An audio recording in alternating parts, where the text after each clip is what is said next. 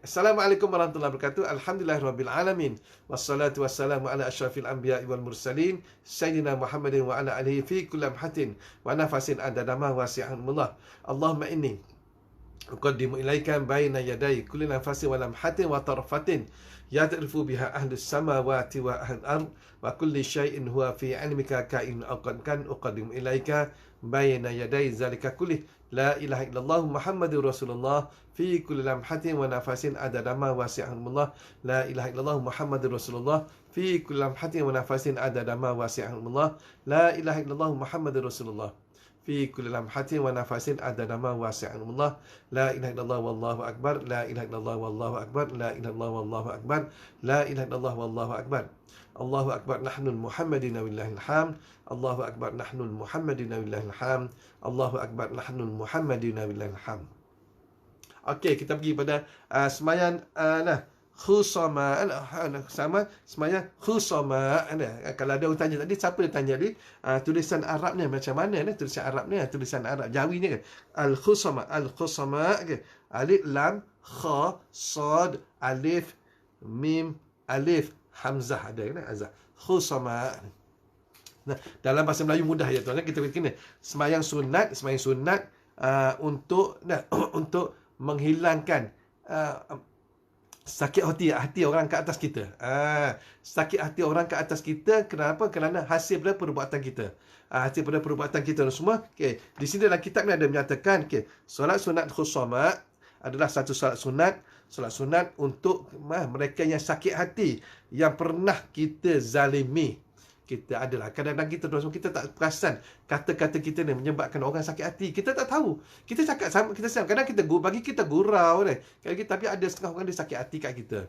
Dia dengar kita gurau, kita cakap gurau, bagi kita ni tak ada apa-apa pun, gurau je. Tapi kadang-kadang dia kata, apa ni lah, apa ni? Dia cakap hati. Jadi sakit hati kat kita. Dia pertama call, dia block nombor kita. Kita WhatsApp dia tak lah, macam-macam lah. Jadi berlaku macam tu semua. Maka ni penting. Dan di samping tu juga mungkin kepada orang lain. Kalau kita jadi bos, anak buah kita. Kalau kita jadi bos, kalau kita orang bawah, kita buat nyanyi pada orang lain apa semualah. Kita menyebabkan orang sakit hati pada kita. Sesiapa dah, pekerja kita ke? Kadang-kadang kita zalimi pekerja kita, atau berjiran kita, ataupun tetangga kita, ataupun sahabat-sahabat kita yang mana yang kita sering kita pernah mungkin 20 tahun dulu, mungkin 15 tahun dulu kita pernah buat dia sakit hati. Dia ataupun mereka sakit hati, maka semua sembahyang ni adalah lebih baik. Dan ulama beritahu dalam kitab ni, ulama ni beritahu sebenarnya tujuan kita nak buat sembahyang ni adalah untuk memudahkan kita tuan-tuan semua, agar besok di akhirat besok mudah untuk kita masuk syurga Allah Taala. Kalau kita tak buat macam ni tuan semua, nanti besok kita akan dipersoal, akan ditanya. Contoh kita nak masuk syurga dah. Ya Allah, kau jangan masukkan ke syurga si anu tu. Aku ada perhitungan dengan dia. Apa perhitungan apa? Sedangkan Allah Taala tahu dah, tapi saja dia buat soalan kan. Perhitungan apa wahai si A ke? Aku ada perhitungan yang dulu dia pernah sakitkan hati aku. Ni kita tahu. Jadi kita nak masuk syurga dah, tapi ada orang yang nak hak dia. Jadi di sini tuan semua perlu kita buat. Okey. Dan juga ulama' sebenarnya sembahyang sunat ni tak kira masa dah. Maksudnya kita boleh sembahyang bila masa saja. Bila sebut sunat, bila masa saja. Tapi ulama' bagi garis panduan. Sebenarnya sunat ni kita boleh sembahyang bila masa, kecuali waktu haram lah. Selepas subuh, lepas asar, tak boleh lah. Okay. Tapi ulama' bagi garis panduan, dan kitab ni kata, solat ini dikerjakan sebanyak dua rakaat dengan satu salam. Ataupun 4 rakaat 1 salam. Boleh tak? 4 rakaat 1 salam. Tapi eloknya 4 rakaat 1 salam. 4 rakaat 1 salam. Okey, solat ini ingat 4 rakaat 1 salam. 4 rakaat 1 salam. Kita saja ke sembahyang sunat. Tak payah sebut khusama lah. Saja ke sembahyang sunat je. Saja ke sembahyang sunat 4 rakaat kerana Allah Ta'ala. Kena sebut khusama pun boleh. Saja ke sembahyang sunat khusama 4 rakaat kerana Allah Ta'ala. Jadi kita sembahyang sunat, kena ingat dia. Sembahyang sunat 4 rakaat ni tidak ada tahiyat awal. Kena ingat tidak ada. Kenapa tak ada tahiyat awal? Okey, sebabnya sembahyang sunat kita nak bezakan antara sembahyang sunat dengan sembahyang fardu. Kita nak beza itu saja. Ulama bagi, tak bagi. Dia tak bagi, kita tak buat. Jangan buat ada tahiyat awal. Macam kita sembahyang sunat witir juga. Kalau kita sembahyang sunat witir 3 rakaat kan, kita 3 rakaat. Jangan ada tahiyat awal. Sebab Rasulullah beritahu, jangan kamu jadikan witir kamu seperti maghrib. Dia tak mau bagi nampak macam benda tu ada solat kita tu sama macam wajib. Jadi kan ketika sembahyang sunat tu kita sembahyang tak ada. Kalau saya buat juga tak ada masalah pun. Tak ada masalah. Tak ada masalah. Tapi dah ulama beritahu jangan buat, tak usah buat lah. Dah ulama beritahu jangan buat, tak usah buat. Okey, sembahyang sunat 4 rakaat tanpa ada tahiyat awal, 1 salam. Maksud 4 rakaat, direct 4 rakaat tu ada rakaat keempat tahiyat akhir tu baru kita bagi salam. Ingat Okey. Cuma ulama beritahu, tuan-tuan, ulama beritahu walaupun ustaz beritahu kita boleh sembahyang ni bila mana, tiap malam, tiap hari kita boleh sembahyang bila ada masa, tapi ulama kitab ni dia memberi garis pandu pada kita. Solat ni kalau boleh kita solat, kalau boleh utamakan solat ini pada 7 malam yang agung. 7 malam yang agung. Kadang kita tak ingat ni. Okey, pertama dia kata pada malam pertama bulan Rejab. Dah lepas dah. Pada malam pertama bulan Rejab dah lepas dah. Kita lepas, tak apa tulis. Pada malam pertama bulan Rejab tahun depan insya-Allah minta panjang umur. Ya Allah, aku panjang umur aku biar aku dapat jumpa bulan Rejab tahun depan. Okey. Pertama, yang kedua malam nisfu Syaban. Tak lama dah. Hari ni berapa Syaban dah? Okey, tak lama. Mungkin minggu depan dah ada nisfu Syaban. Okey, pada malam nisfu Syaban tu jangan lupa selepas kita baca Yasin 3 kali, nak buat sunat tasbih ke, lepas tu malam-malam kita bangun. Malam-malam kita tidur dulu, kita tidur awal, malam kita bangun. Kita sembahyang sunat khusamat ataupun saja kesembahyang sunat 2 rakaat kerana 4 rakaat kerana Allah Taala tu tak boleh juga. Tapi kalau tuan-tuan nak sebut khusamat pun boleh, saja kesembahyang sunat khusamat 4 rakaat kerana Allah Taala boleh juga. Okey. Kedua, pertama malam pertama bulan Rejab, yang kedua pada malam nisfu Syaban, yang ketiga pada malam Jumaat terakhir bulan Ramadan, hari Jumaat, hari Khamis malam Jumaat terakhir bulan Ramadan. Elok juga buat. Ini panggil malam agung ni. 7 malam agung. Okey. Yang keempat pada malam raya Aidilfitri. Pada malam raya Aidilfitri. Besok nak raya, malam ni kita buat. Macam tu ustaz, nak buat ketupat dah, nak buat ni, tak apalah. Buatlah 4 rakaat tak lama. Lepas tu buat ketupat sampai pagi. Tak ada masalah ni. Cuma utamakan malam ni. Utamakan. Okey, pada malam raya pertama. Kemudian pada malam pertama raya Aidilfitri. Yang kedua pada malam raya yang kelima pada malam raya Aidil Adha. Aidil Adha. Okey. Mana yang kelima? Yang keenam pada malam Arafah. Dekat-dekat. Pada malam 9. Pada malam 9 lah. Hari ni 8, malam tu kita sembahyang. Lepas tu malam Aidilfitri pun sekali lagi. Nak buat dua-dua pun boleh. Dua malam. Dan yang ketujuh ialah malam Ashura, iaitu hari ni 9 Muharram, malam ni kita buat, iaitu malam 10 Muharram. Ada 7. Ustaz ulang balik. Pertama pada malam bulan Rejab, pada malam pertama bulan Rejab. Yang kedua pada malam nisfu Syaban. InsyaAllah minggu depan kita pakat buat. InsyaAllah. Okey, yang ketiga malam Jumaat terakhir bulan Ramadan. Catat ni. Ni penting. Tampak kat dinding tu. Yang keempat pada malam raya Aidilfitri. Yang kelima pada malam raya Aidil Adha. Yang keenam pada malam Arafah, iaitu 8 bulan, malam 9 tu. Okey, kemudian yang ketujuh ialah malam Ashura, iaitu 9 bulan Muharram, iaitu pada malam tu, itu malam 10 Muharram. Inilah 7 malam yang agung yang mana ulama disarankan kita buat sembahyang khusamat ni untuk agar Allah Taala ampunkan dosa-dosa kita dan Allah Taala putuskan hak mereka yang kita zalimi mereka tu, putus hak dekat atas kita. Jadi mereka di akhirat besok mereka tak akan tuntutkan kita. Kadang kita tak perasan kan? Betul. Kadang-kadang kita tak perasan. Kita buang sampah dekat rumah. Kita tanam tahun kita buang sampah. Orang jiran serang kita masa muka marah dia kat kita, apalah ni. Tong sampah dia berangkat kat aku punya. Ada kita tanam pokok tu sampai dahan dia terus masuk ke rumah jiran kita. Jiran kita hari-hari kena sapu. Hari-hari kena sapu dah semua. Dalam hati dia marah betul kat kita. Itu kita panggil, kita menyebabkan orang sakit hati kat kita dah. Kita tak perasan. Kadang kita parking kereta. Kita nak parking kereta, parking depan rumah dia. Dia balik-balik, ya Allah, ada parking pula depan kereta aku, depan rumah aku. Tak boleh. Dia sekadar sakit hati. ataupun pekerja kita, jiran kita, apa-apa siapa dan semua, adik-beradik kita apa semua, mereka ni akan menuntut kita di akhirat besok. Jadi inilah cara kita nak membebaskan daripada tuntutan-tuntutan di akhirat besok. Okey, kita sembahyang sajak ke sembahyang sunat 4 rakaat. Sajak ke sembahyang sunat 4 rakaat kerana Allah Taala. Ataupun nak sebut sajak ke sembahyang sunat khusama ni. Khusama. Alif lam kha. Ingatlah dia punya tulisan Jawi tu dia. Alif lam kha. Nah, sad mim alif. Alif lam kha, sad mim alif, kemudian ada hamzah, hamzah. Nah, al-khusama. Nah, saja ke sembahyang sunat khusama 4 rakaat kerana Allah Taala, boleh juga, ataupun saja ke sembahyang sunat 4 rakaat kerana Allah Taala, boleh juga, tak kisah. Tak sebut khusama pun tak apa. Sebab dia sembahyang mutlak dah semua. Okey. Pada rakaat pertama selepas Fatihah. Pada rakaat pertama selepas Fatihah, tuan-tuan baca suratul Ikhlas. Bismillahirrahmanirrahim. Qul huwallahu ahad, Allahus samad, lam yalid walam yulad walam yakul lahu kufuwan ahad. Sebanyak 11 kali. 11 kali. Okey, pada rakaat kedua. Pada rakaat kedua selepas Fatihah, baca suratul Ikhlas. Qul huwallahu ahad sampai habis 10 kali, dan suratul Kafirun sebanyak 3 kali. 3 kali. Boleh? Okey, rakaat ketiga selepas Fatihah, baca suratul Ikhlas 10 kali dan Alhaakumut Takatsur sampai habis sebanyak 3 kali. Okey, rakaat keempat, okey, selepas baca Fatihah, baca suratul Ikhlas 15 kali dan ayat kursi sekali.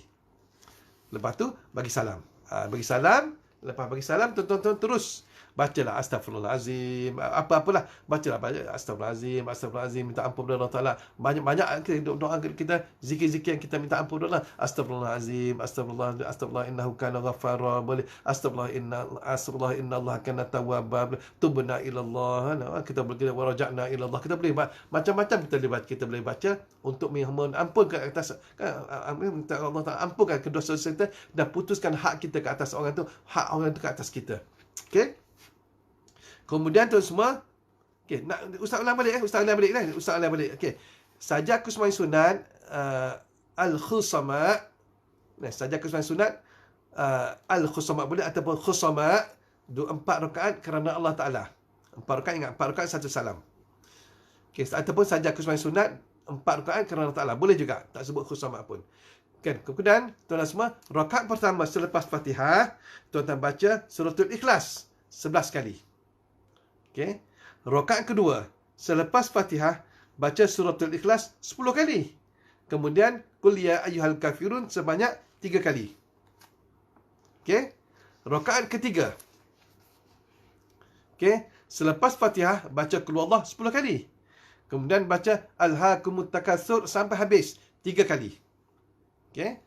Rakaat keempat selepas Fatihah baca qul huwallah Al-Ikhlas 15 kali dan ayat kursi sekali. Kemudian selepas pada itu tuan-tuan bagi salam, kemudian bacalah istighfar 100 kali ke astagfirullahalazim, astagfirullahalazim, ampun dosaku ya Allah, ampun dosaku ya Allah, aku banyak zalim orang ya Allah, aku banyak sakit hati orang, aku banyak khianati orang, apa macam-macam kita minta pada Allah Taala. Dan kita nak tuan-tuan serah pada tuan nak baca apa-apa bentuk istighfar pun terserah. Okey, cuma selepas kita baca istighfar tu kita angkat tangan. Kita angkat tangan tu semua, kita angkat tangan. Dan kita angkat tangan, kita pun bacalah dalam bahasa Melayu, tuan-tuan. Dalam bahasa Melayu boleh. Ustaz takkan baca dalam bahasa Arab, dalam bahasa Melayu. Ya Allah. Okey, tulis. Ya Allah, sampaikanlah pahala solat ini. Ya Allah, sampaikanlah, angkat tangan. Ya Allah, sampaikanlah pahala solat ini kepada orang yang pernah aku zalimi.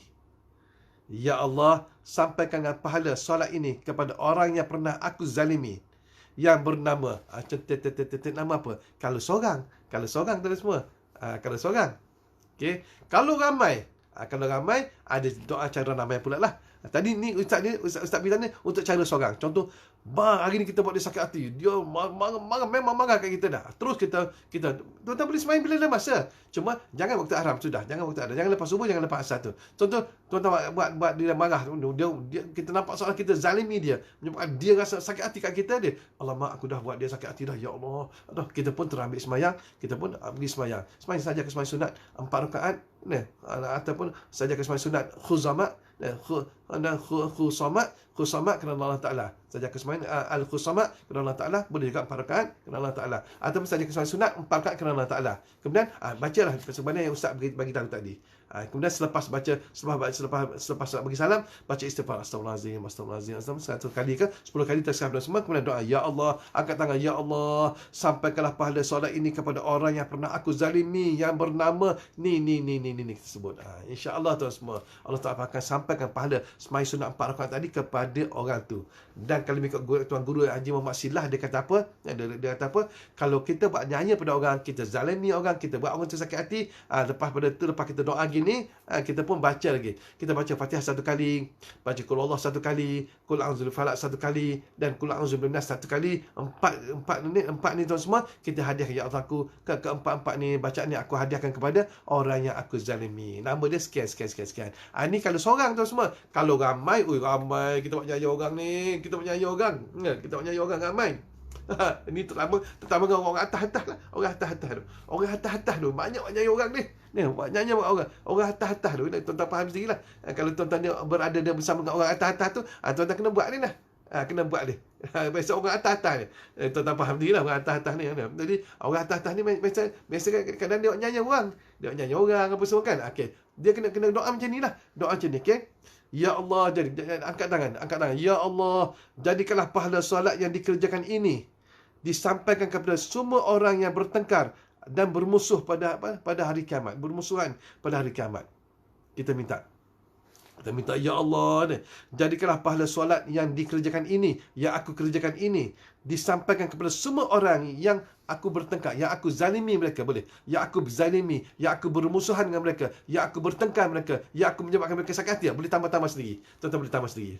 Boleh tuan-tuan. Ataupun tuan-tuan nak doa sendiri dengan bahasa sendiri, bolehlah. Contoh tak payah pakai kitab ni. Ni Ustaz dulu je. Angkat tangan. Ya Allah, aku dah semayang 4 rakaat, ya Allah. Aku mohon padamu, ya Allah. Semayang 4 rakaat ni aku hadiahkan kepada si Anu. Kalau seorang, pada si Anu. Kalau kita ramai, ya Allah, aku dah semayang 4 rakaat ni, ya Allah. Aku mohon, ya Allah, sampaikan pahala kepada mereka yang aku aniayai, aku zalimi, aku buat mereka sakit hati, aku buat mereka sedih, aku buat mereka merana. Kita doa. Agar mereka tidak bermusuhan pada aku pada hari kiamat besok. Agar mereka tidak mempersalahkan aku di hari akhirat besok. Kita doa di masa kita nanti. Tak ada masalah tuan semua. Boleh. Allah Ta'ala dia maha mengetahui akan kesungguhan kita, akan kesungguhan kita, akan ketelusan hati kita, keikhlasan hati kita. Buat tuan, buat. Jangan tak payah nak buat ni tuan, mudah je buat. 4 rakaat aje. Cuma kena baca banyak sikit biasalah tuan semua. Bila kita buat dosa, kita buat banyak, kita kena banyak kerja sikit lah ni. Contoh kita lakukan kesilapan. Lakukan kesilapan. Apa kita kena baikilah kesilapan kita. Nak baiki kesilapan tu lah makan masa. Jadi inilah kaedah tuan semua. Jadi apa kelebihan tu semua? Kelebihan tu semua, kelebihan ni dalam kitab ni katakan.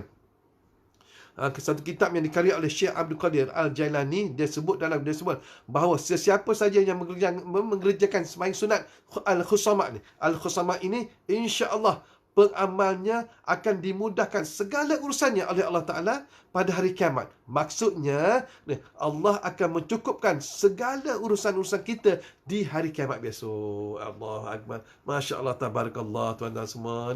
Kasihnya Allah Ta'ala, sayang Allah. Kita sama. Tapi janganlah buat 4 rakaat lepas kita diam. Tak boleh. Kalau boleh buatlah pada 7 malam tadi. 7 malam yang Ustaz kita. Pertama, pada malam 1 Rejab. Dah lepas dah. Kedua, malam Nisfu Syakban. Tak lama dah minggu depan. Ada. Kedua, yang ketiga, malam apa? Pada yang ketiga, Ustaz pun lupa lah. Yang ketiga, pada malam Jumaat terakhir bulan Ramadan.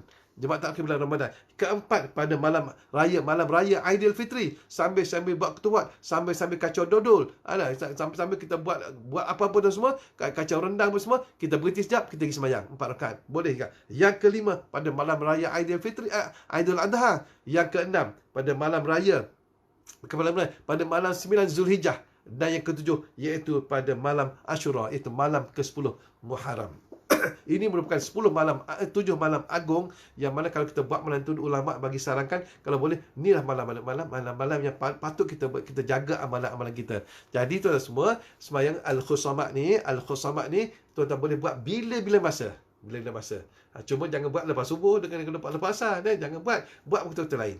Itu dah lepas isyak boleh, lepas maghrib boleh, lepas zuhur boleh, sebelum subuh boleh, waktu tahajud tuan-tuan boleh buat, insya-Allah.